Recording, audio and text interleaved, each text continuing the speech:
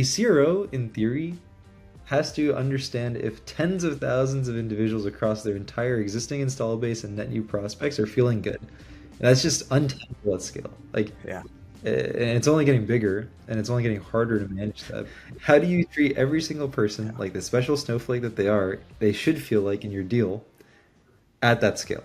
That is where AI gets so exciting because until last year when we started Centralize, you frankly couldn't build this business. Like this wasn't possible until even GPT-4 came out. The amount of time people spend just doing internal alignment on what the game plan is for a deal, in of itself, should not be to the effect of like someone sitting down taking 30 minutes to recap everyone we've talked to, what are their backstories, like here's who Jill is, who's Jack is, because you jump into any conversation, especially with leadership, the first thing they'll ask, who are we talking to and what do they care about?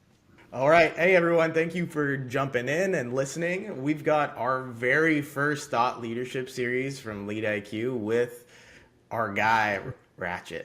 He is the man who has made a lot of things happening. His history is really, really in depth in the sense of the places he's gone, some pretty big brand names, to the things that he's trying to build today, all in a very short amount of time.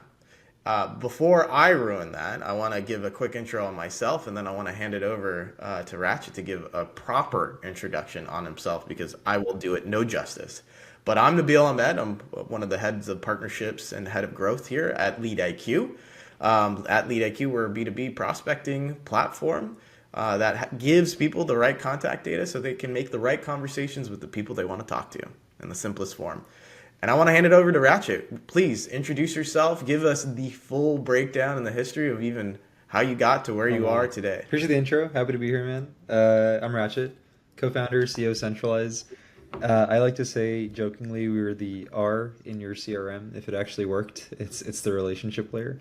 Funnily enough, Salesforce Ventures is our lead, and so love you guys. Salesforce is amazing, but also it is a very, very good database of names and contacts and opportunities, and you need it. It's not going to go anywhere. But Salesforce was not built for enterprise sales. You don't wake up, put in next steps and a close date, and pop out with a six, seven figure deal. Like that's not how it's working. You put things in there, but you don't get out information that necessarily moves deals for you. And the way we think about things is where's the relationship story? Where's that art? Where's the multi-threading answer of here's who I'm talking to from every word they've actually ever spoken, the emails, calendar events, gone calls, chorus, clary, wherever you're recording your information and having conversations, what actually matters to each individual in your deal cycle, every stakeholder. So where you are, what do they care about? Now, the most important question, who's missing? Where is the white space around the information of not just who you've got into, but the personas you need to be in if you have any chance of winning this deal. Like if you have to go and make sure that sales, success, and marketing are all on your side, and you open your eyes and realize that, oh, the entire VP and C-suite row is empty for all three of those, odds are you're not in a good spot. But your CRM doesn't tell you Yeah. that or give you that visualization or understanding. And so how we think about centralize is very simple. It's operationalizing multi-threading for enterprise sales and success teams. It's waking up and knowing who I'm talking to, what do they care about, who's missing, and who's actually 1 degree away from my extended network to help me fill in those gaps end to end. Yeah. Well, multi-threading is probably more important today than it's ever been before, right? And I almost think it's probably how people are purchasing or making purchasing decisions to get to that point. So your buying group, or what we call buying groups, is in essence an extension of multi-threading, Yep. right? Meaning like if the market gets tighter, more people have to have the decision to approve a certain purchase, your buying group gets bigger, and the need for multi-threading gets stronger, right? And kind of like a nutshell of how I'm thinking Totally. about it. So not only is it a product that you should have had 10 years ago, it's a product that's probably more important today than ever, Totally. I mean, I think there were some right? stats where the Pavilion, like Sam Jacobs and team, they put out I think it's Ebsta and Pavilion. They collabed in a report recently, like a benchmark for 26 for 25, 26 for SaaS. And I think now the average for buyer committee size is 8 people. And that's 8 people that are deciding, not 8 people that you had to talk to and navigate through to get to those 8 people. That might have been 20, it could have been 30, Yeah.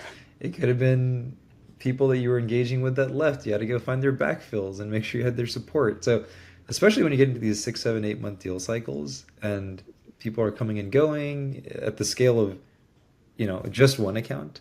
But then if you just do some simple math experiment with me, like let's just do this for a quick experiment. I'm an enterprise rep. Maybe I have a book of 40. It's a pretty sizable book actually, but let's say it's a book of 40. And I conservatively have to understand, navigate, and learn and work with maybe 20 people in each of those accounts. That might even be on the lower end for some of these deals. If you're trying to close like at Oracle, you're probably talking 100 people at this point. Let's say it's 20. That is Yeah. for one rep, 800 people that at any given point in time, you have to make sure are not just feeling good, but are hearing the right language that matters to just them. And in the grand scheme of where they land in the org, you have to know who's around them, where you're missing, where you're not. That's 800 people for one person. What about that frontline manager that has 10 reps? 8,000 individuals at scale that you're gonna have to understand, make sure do not fall through.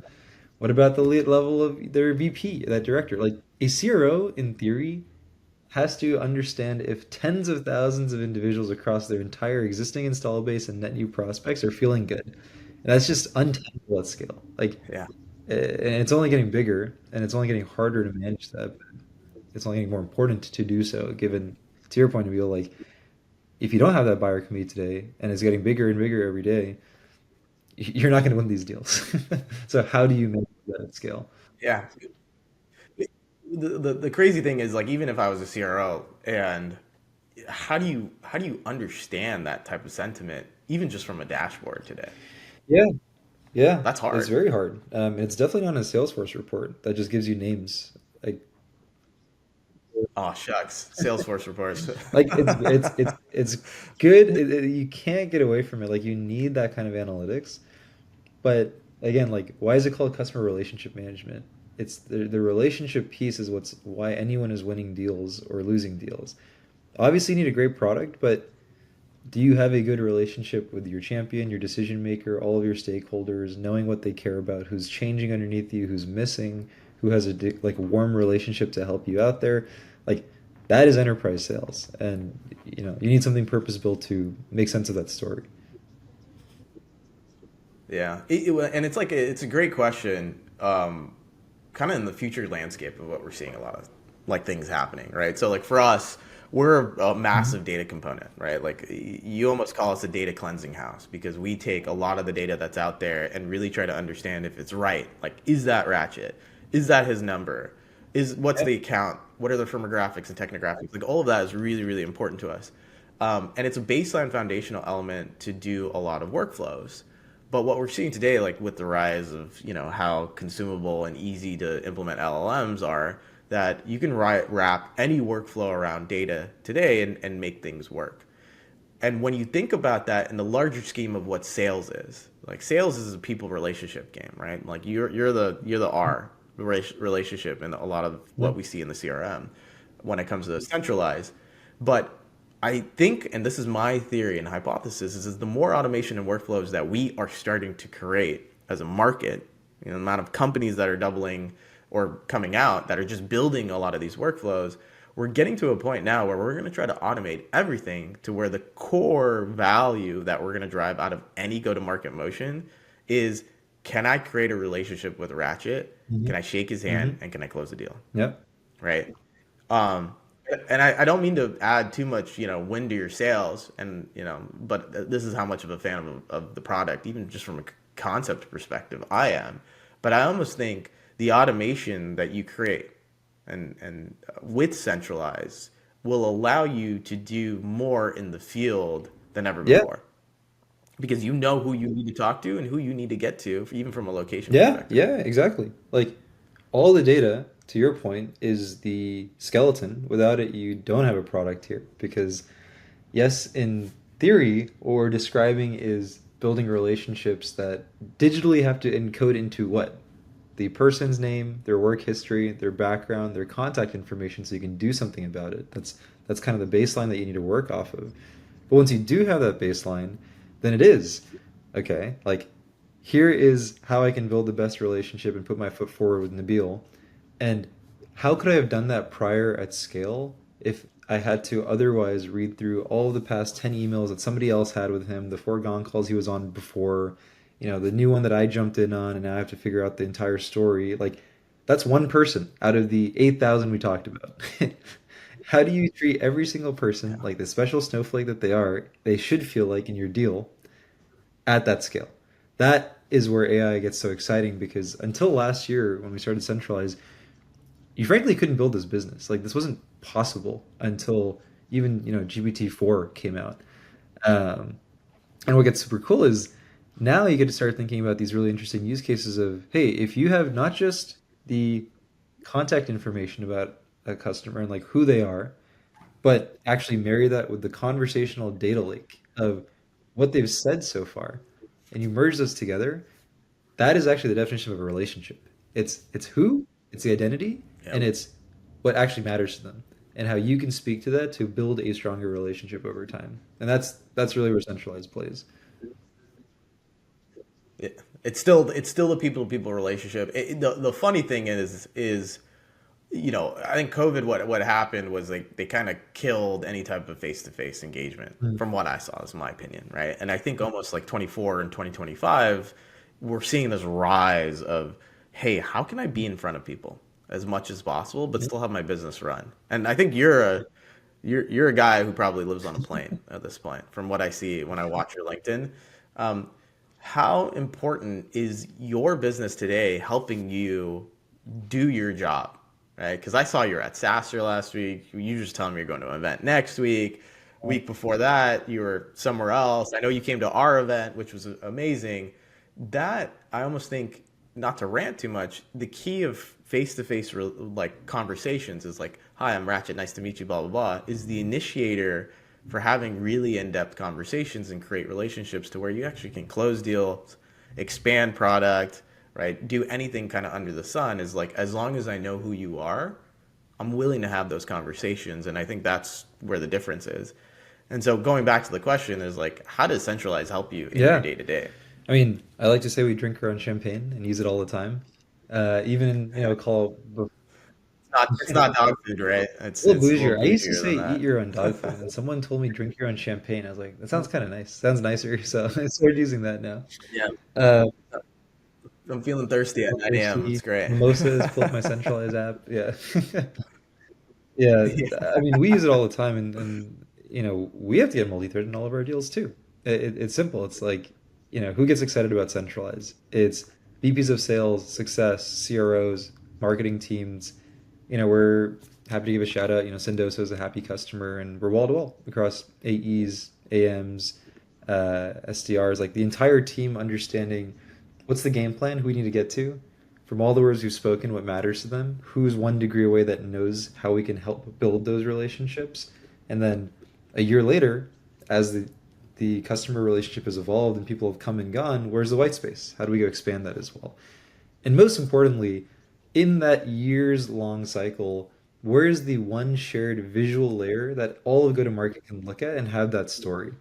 So many people, like the amount of time people spend just doing internal alignment on what the game plan is for a deal, in of itself, should not be to the effect of like someone sitting down, taking 30 minutes to recap everyone we've talked to, what are their backstories, like here's who Jill is, who's Jack is, because you jump into any conversation, especially with leadership, the first thing they'll ask, who are we talking to and what do they care about? Almost every time. They want to know Yeah. because it's people. It's like, what do they play in this company? Are they going to be your DM because they are the VP of sales? Do they have the purse strings or is that the CFO? Have we talked to them yet? Has someone internally from our team talked to them yet? Why not? Like, that's how the conversation goes. And so, Centralize, very simply, pulls all of those existing conversations that you've already had, enriches them, uh, thanks to amazing partners like LeadIQ, which have the data that you Whoop, need whoop. to build that skeleton we're talking about, and turns it into a story of here's where we are, here's their identity, their background, their work history, how you contact them, here's who has talked to them internally versus externally, and here's really just our chessboard. Like here are the pieces at play, here's where we could have been, here's where we should have been, and then here's how we fix it every day of the week. That is simply what we do. Yeah. It, and I think you need to repeat this for everybody in case they didn't understand this. Centralize, what it is, it's not another swivel chair moment for your team to go into another tool, input work, and get things done. What it's doing is it's watching and understanding all the conversations you're having with different people on a certain account and creates a visual map of the people you're engaged with. Are they detractors? Are they champions? And who are the people you haven't engaged with that you think are the right people to connect with? Safe Safe assumption, assumption. right? Spot on. There we go. And I think that's what the real value is. This is like, and again, I go into this world and I don't want to talk about any junk around any other of these new AI companies because I think everybody who's trying to build a company today has the aspiration to build something that could be game changing, right? But where I see the true value of AI is like, or any of these like automation platforms is like, how much time can you save me? And are you going to Yeah. make me smarter without much Yeah. lift, right? And what I love about Centralize is you've made the right partnerships with the right people, right? So like you can look at Gong, you can look at Clarity, you're connected to Slack, you're connected to your system of records, your CRM like Salesforce, and you're watching and understanding kind of all the data that's getting pumped into it and all the data that's coming out, and you're just saying, okay, like these are the people that we're having the right engagements with. How do we talk to the right Yeah. people? And what I love about that is it's value to the IC, right? So me as a rep trying to understand who I need to break into, value to their direct manager, value to their director, and value to the leadership around the process. So you're like checking all the marks around there. Um, I know this is a puff piece at this Very point, kind of but you. at the end of the day, um, how is that? And it's a really good segue into the conversation of how you think about the product. But I'm really interested if that's what the product Mhm. is today. What else are you trying to build for the future? Yeah, yeah. There's a lot here. So to your point, today, what is centralized? It is the simplest way to answer those four very basic questions. Where are we? What do they care about? Who's missing? How do we fix it? And that's pretty much just sales in general. It's like if you really dumbed it down to what we're trying to accomplish, there's obviously so much complexity around that, and that's where it gets really crazy. And having a way to just do that simple answer for any deal at any level of the IC frontline manager leader, like we said, that's the core of centralize, and that really deal execution stage one to close. The multi-threading story of how we help you there. Uh, Now, what's exciting to come from all of that is think about the data that we do have. Effectively, it's a customer data lake that we built up of every conversational touch point, all of the relationships that someone externally has, the degrees away, and then actually the personas that you care about and where we've got into in a deal. This gets interesting is centralize actually learns over time, and this will start showing up in the product pretty soon, where not only do you know who you've talked to in the past and to close won or lost, but when did you talk to them? Were they in the persona that you needed to be in when you were? Based on that, what do you actually have to say to these specific individuals to turn into a closed won or a closed lost? And then directly applying that to, well, I have a new deal coming up. Here's where I am. I'm 2.5 months in the cycle. Here's who I should have been talking to at this point. Here's what I should have been saying. Here's who's currently missing that I normally engage with if I have a chance of winning this account. And here's recommendations on how to do all of that in a way that's going to move my deal cycle down from 8 months down to six, get my ACVs higher because I'm talking to the right people. Frankly, just improve your win rates because it's very binary. Either you win or you lose because you do these things correctly. It actually started being that really sticky engine that's just learning about how you win or lose deals and apply that forward. Uh, where this gets really interesting in the long term is the virality effect. And I think this is where we're talking about some spiciness in the future, which is, well, There we go. we'll do the Spicy, spice. we The love. spice is, there's some anonymization things here to figure out, multi-tenancy, we'll figure that out. But in reality, again, what we do have and have learned is not just, okay, here's how you win deals or how you should approach deals. So, phase 1 out of 3. Today, here's how you should be approaching any existing deal in flight to execute it the best of your abilities. Centralize today. Centralize tomorrow, phase 2, is how can we take that context of how you win or lose, and as you keep doing it better, to see what worked well and then apply that facing forward for any new deals that you're working on. Phase 3 is, well, that was all focused on you as the individual company buyer, a seller, and how you approach your deal cycles. But if you take this at the scale of 100 companies that have all sold to hypothetically a DocuSign, how does DocuSign on the flip side buy? Not how you sell, but how do they buy? Because if we have all that anonymized, a new person comes in that doesn't even have to put anything in there yet, puts in DocuSign and sees, oh, here's how marketing typically buys. Here's the time cycles. Here's generally what resonates. Here is, what it might take based on your deal cycle to think about getting them excited. Again, has to be a lot of anonymization. There's a lot of company data to float that around, but just the high level metrics of here's the last time they bought, here's typically how long it takes, here's personas that might be interesting for you to consider. You could have a very, very compelling way to actually speak the customer's language before you even have engaged with them, because you can tell what at scale gets that company excited. Um, yeah, yeah. So there's some pretty exciting ways that this ladders up in the long term. It just should become a gold star. No, that is really spicy.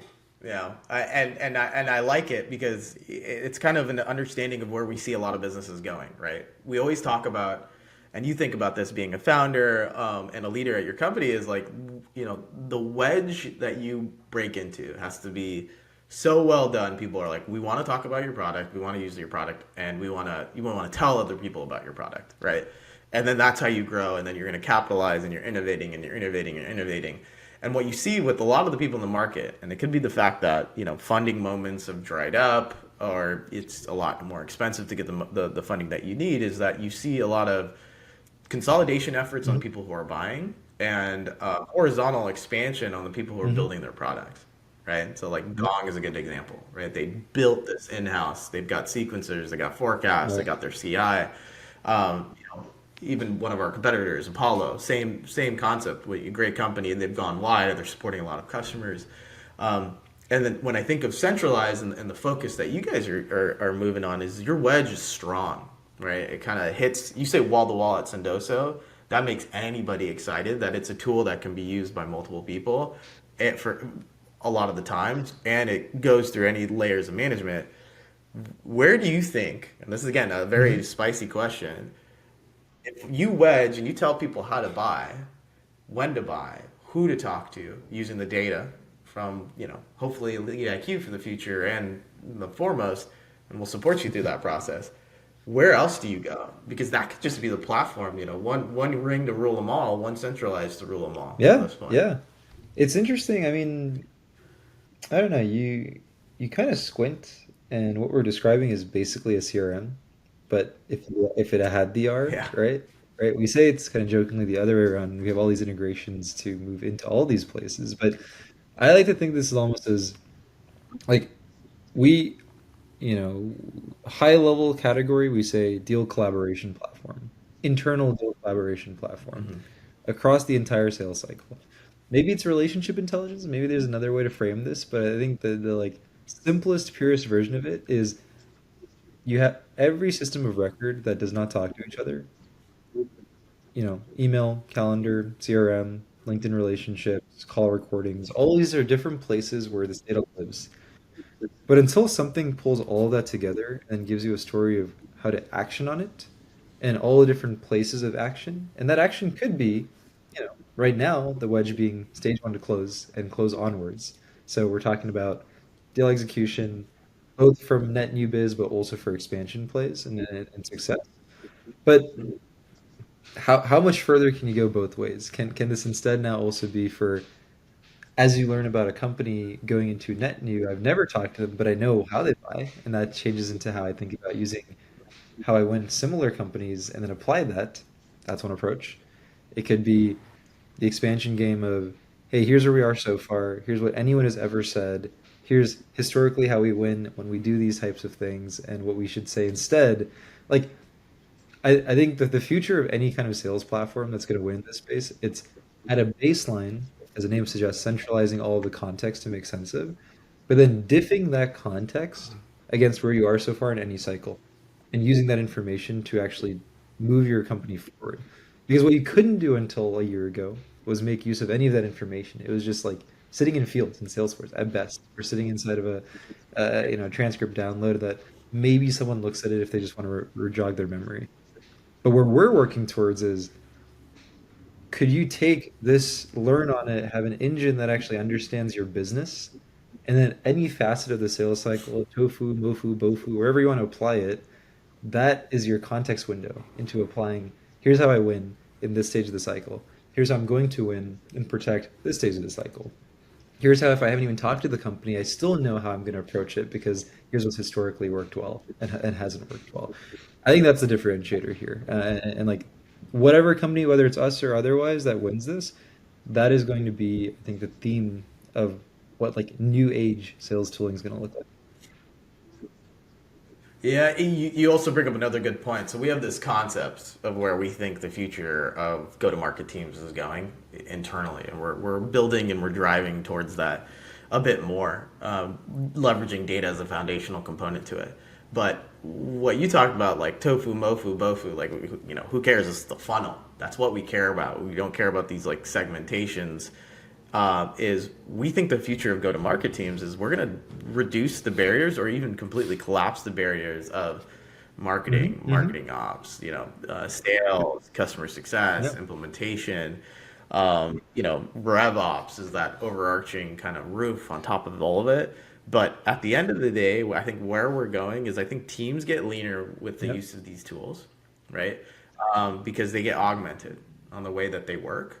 And everybody is going to try to create transparency across that funnel that you just massively just talked about specifically. And with that, it's not about, hey, this is what marketing owns, this is what sales owns, this is what, blah, blah, blah owns, and the tension that happens between them. I think we're moving in a state to where it's like we just know what's happening because it's watched, it's automated, it's recorded, and there's context associated with the customer journey, the prospect journey. And if we could break down those barriers, the one alignment on anything that we have and why we exist or even these departments exist is revenue and continue expansion and growth.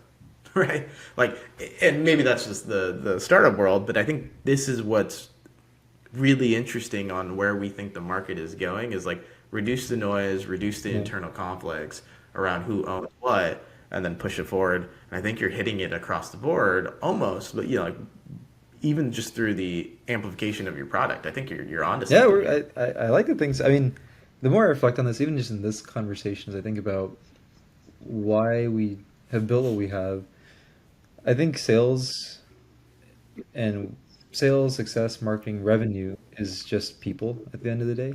Like, yes, you need an amazing product. Yes, you need the other side to see the value, but the operationally how you get there, it's just people. And so we have Yeah.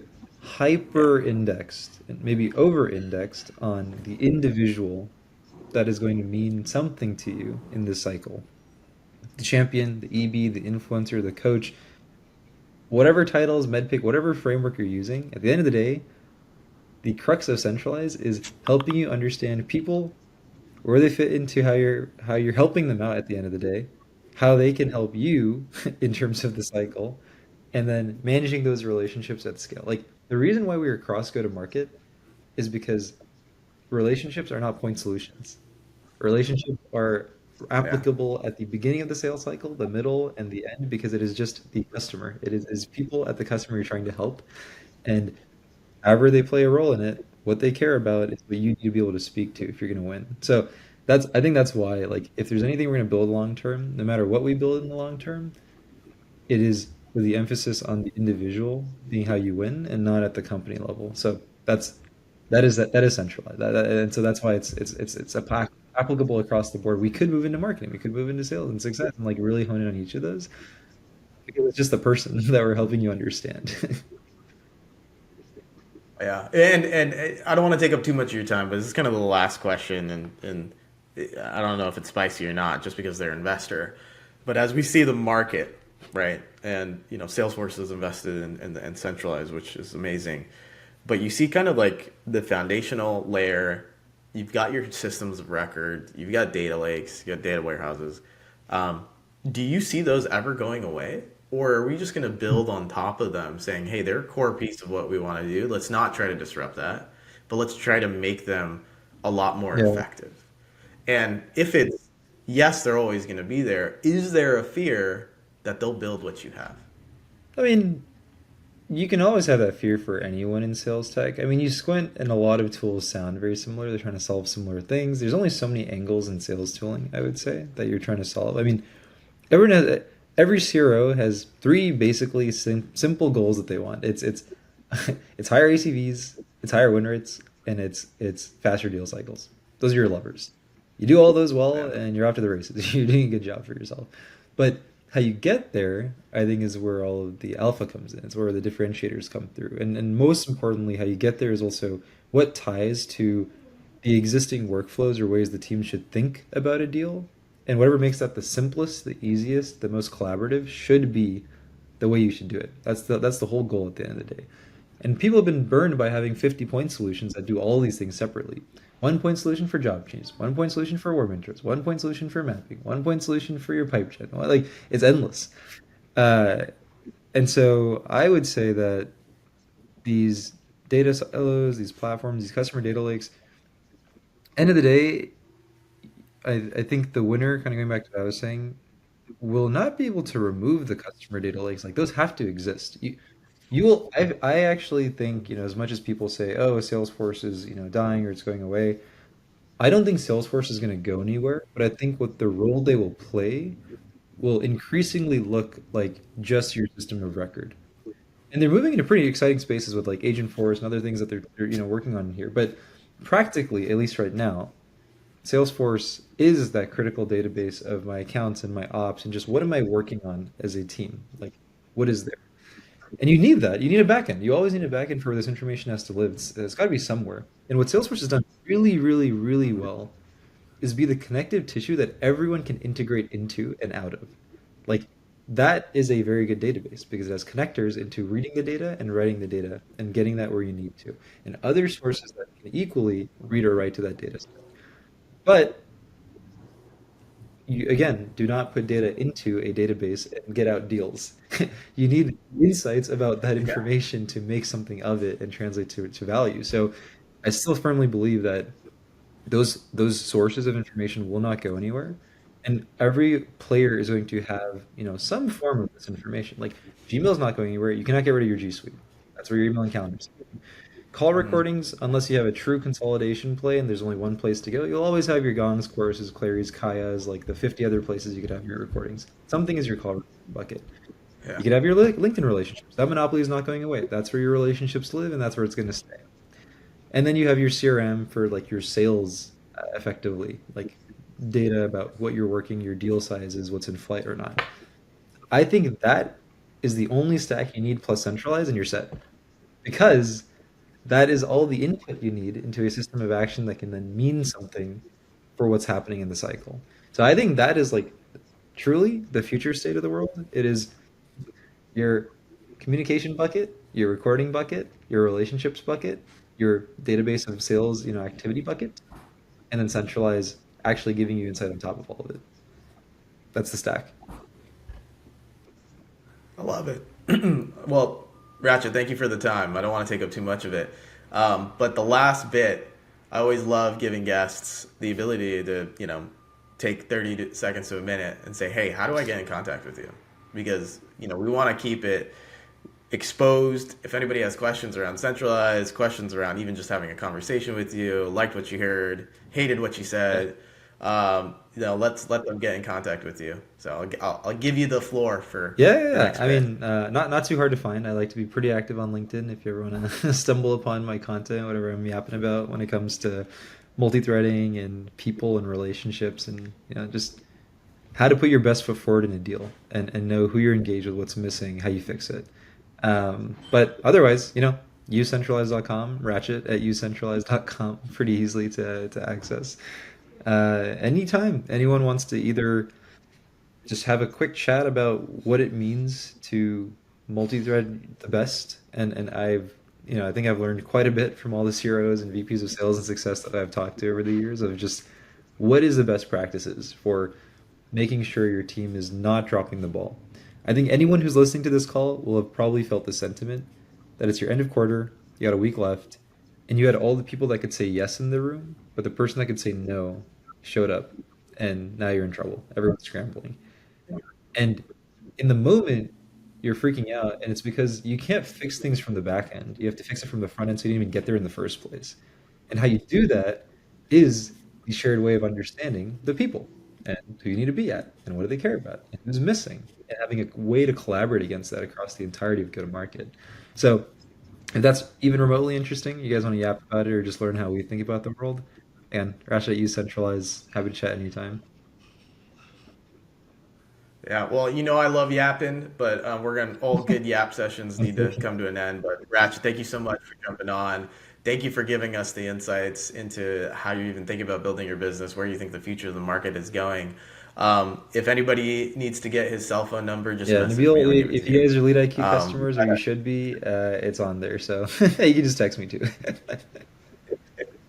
awesome, cool. Well, thank you so much, Ratchet. We'll stay in contact and excited to see what you're building and Yeah, keep cheers. going.